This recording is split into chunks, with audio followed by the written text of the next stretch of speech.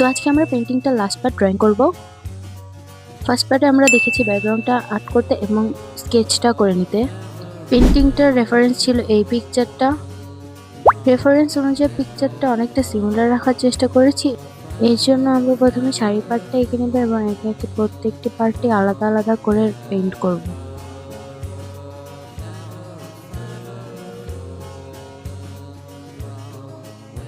প্রথমে বেস কালারগুলো দিয়ে পরে ডিটেলটা দিব।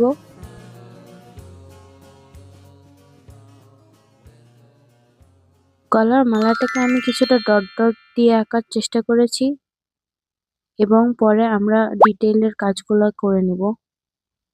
ভিডিওটা দেখলে তোমরা নিজেরাই বুঝতে পারবে কাজটা কতটা সহজ।